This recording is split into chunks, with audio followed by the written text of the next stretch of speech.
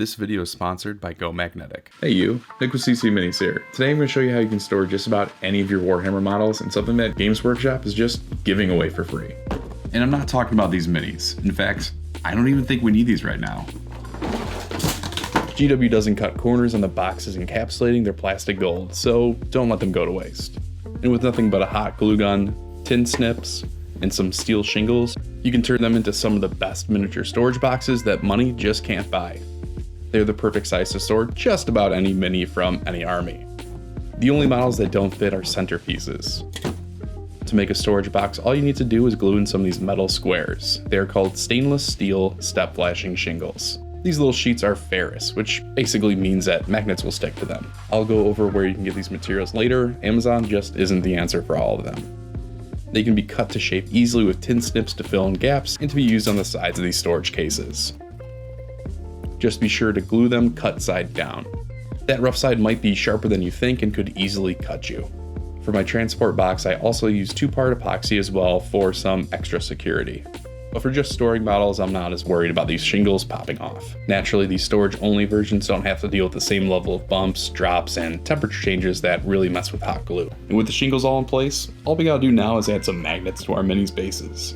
To add magnets to bases, I like to add a drop of super glue to the base, plop down the magnet, and then add another drop or two until the glue spills over the edge of the magnet. This basically envelops the magnet into a super glue calzone, which can be topped with some baking powder, nearly instantly hardening the glue and providing with a much stronger bond. And now all that's left is putting the minis into the box.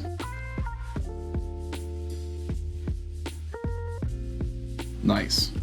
I ran out of previously magnetized minis, but as you can tell, these things can fit so many models in them. And since they're all magnetized, if you're feeling confident, you can even do the blizzard flip.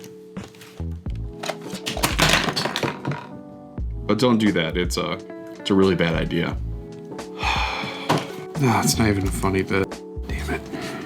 For added protection and stackability, you can close up your box for storage. And now you can sleep easy, knowing your minis are perfectly protected in their box, like futuristic soldiers deep in cryogenic sleep.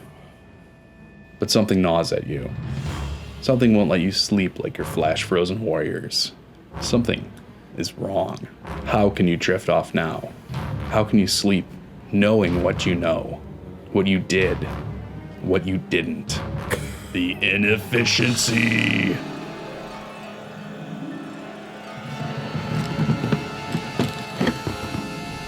GW graciously gives us 2 halves to each of these boxes. And by gum, are we going to use them both? Thanks to today's sponsor, Go Magnetic.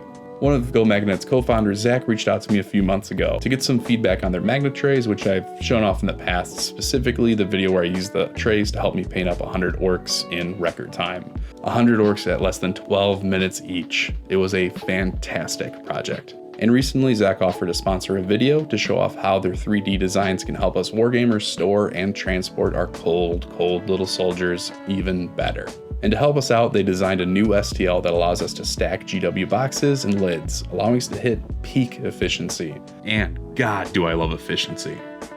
What you do is print out these little things here, glue them into the corners and at the halfway point of each box, and plop in some magnets. Then you attach some metal pieces to the bottom of the other box part to stick to the magnets. Hot tip, if your storage box is already full, you can easily move an edge off the table and glue them on underneath.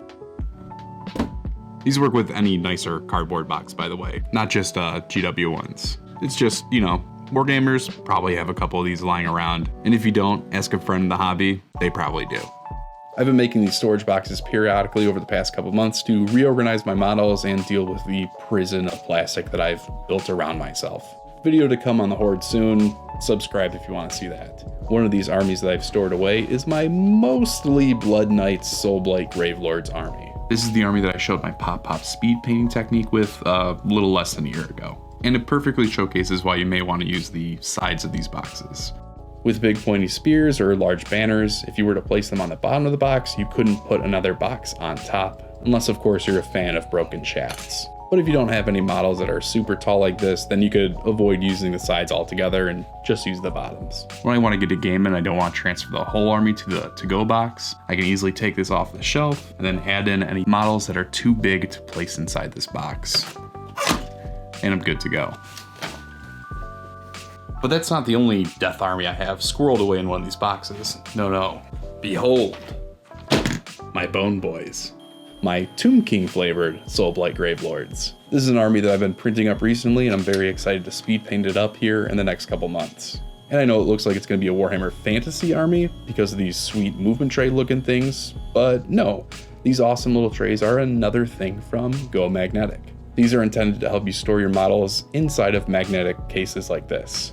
Well, ferrous cases. The magnets are magnetic, they stick to ferrous materials. They print out super well and really easily on FDM printers. All you need to do is push a couple magnets into these little holes. These are pressure fit if your printer is calibrated properly. Mine really isn't though, so I add a little bit of super glue on top just in case. Then you slot your mini into these channels. Cap it off with a magnetic clip and it's ready for your storage box. There are even specially designed brackets to store various 40K vehicles with magnets as well.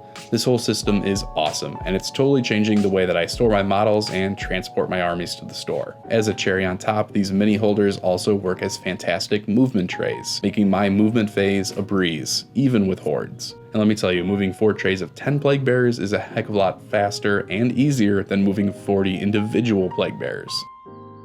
Seriously, it's not even close. Speaking of making things easier, Go Magnetic is now making these little Kill Team carriers, and they are pretty awesome. This awesome box is a little addition to the magnet trays, which adds in a compartment to the bottom, magnetically of course, turning a magnet tray into a fantastic Kill Team carrier. What you do is print this off and then add in a piece of steel shingle as a ferrous base, and use it to house the magnetic weapon options that are fairly common for kill teams. You could also easily throw in some dice, a few widgets, or any other type of nefarious substance in there. You can put your weed in there. Well, these things all look pretty sweet, but how do I get those files and where do I get those materials, I hear you ask? You can get all the STLs to print these yourself on the Go Magnetic website. There will be a link to that down in the description below. Okay, but how about the shingles? The shingles are going to be a little harder to get, and I recommend going to the hardware store for these because unless you want to get 100, you just really can't get these on Amazon. I'll put a link to this down below if you do want 100, but you only need 15 per half of these boxes, so this might be a little overkill. Amazon affiliate link, you won't pay more, I get a small commission, you know the drill. For those of you in the UK, you may not be able to get these at all. Instead, you'll have to go with like those magnetic rubber sheets. Since these boxes are more for storage instead of transport, the weaker bond shouldn't be that big of an issue.